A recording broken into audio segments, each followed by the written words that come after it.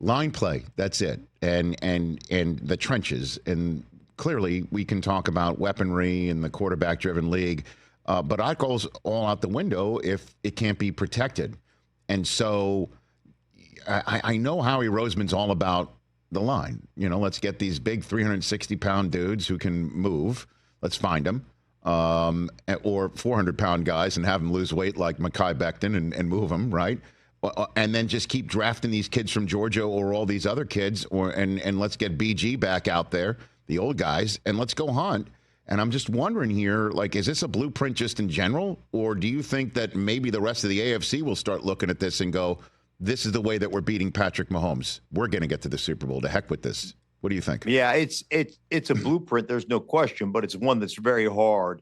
Why? To put together. Why? Well, it's just because they have been doing it for a while. They've been building their team this way for a while. So they're just adding to the pieces. I'll give you a great example. Sure.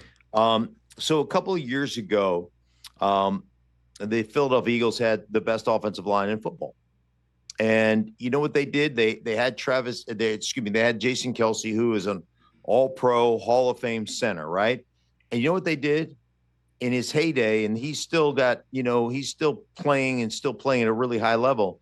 They draft a guy named Cam Jurgens in the second round out of Nebraska. Did they need him? No, they didn't. Jason was still going to play another 3 or 4 years. But what did they do? They drafted him anyhow. They added to a position of strength. They ended up having him play guard, having him get tutored by Jason Kelce, and then he moves into center seamlessly and is an all-pro type of player at that position.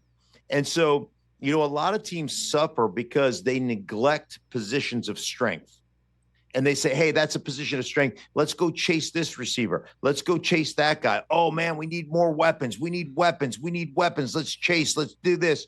You know what? The Philadelphia Eagles go, no. Let's take care of the line of scrimmage. Let's dominate the line of scrimmage. And let's add to our line of scrimmage health. And you know what? When guys get hurt or guys get, guys retire or whatever the case may be, the next dude is ready to step up, and he's been developed over a couple of years. He's just not thrown into the fire. And so it's easy to say, hey, there's the blueprint, but it's really hard for teams to actually go about doing it, because they get enamored by workouts. They get enamored by 40 times. They get enamored by things that don't matter. And that's why the draft, and that's why, the procurement of your football team is such a difficult thing. And it takes discipline and it takes understanding to actually, attack it that way. And so a lot of teams will see it as a blueprint, but a lot of teams, most teams don't have the intestinal fortitude to actually go out and execute it. Well, it seems like the Ravens could, or they are, right? I mean, so give me the teams that are already, we could go down the list here. Obviously, Bills within the own division, Harbaugh, the Jim, is somebody who's going to be hitting the head. That's the first thing he did with having Rashawn Slater, is go ahead and, and take Alt 5th overall anyway. Right. So that's what I'm trying to identify the AFC teams that can look at what the Eagles did and say, let's do this ourselves here, or let's build the same damn thing. We're already there, or we're on our way.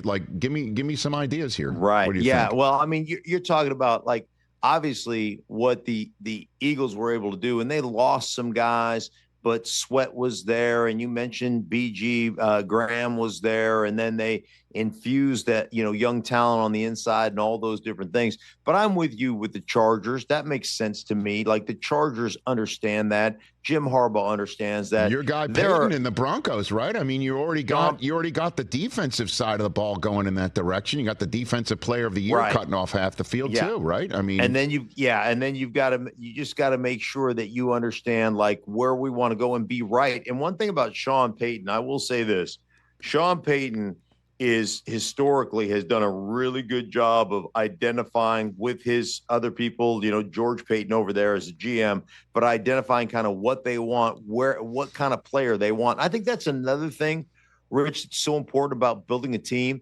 It's also understanding. It's like San Francisco does a great job of understanding what they want at the linebacker position. And then everybody they go after and draft, they can all run. They're all kind of built the same way. They're all like, hey, man, here's the prototypical guy, right? And they fill that in, and every guy looks the same, whether it's Alshire when he was there, whether it's Greenlaw, it's all those guys kind of look and have that same athletic trait and that same athletic ability.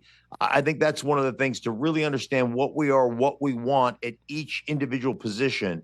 And then we go after that and plug in football players. I always say this about the draft and about, free agency in general, is that football is really hard for athletes. It's easy for football players. And the problem with a lot of teams in the draft is they get enamored by athletes. And, and I'm fascinated by football players, and it's easy to tell the difference on film. Catch the Rich Eisen Show every single day on the Roku channel, 12 to 3 Eastern, for free.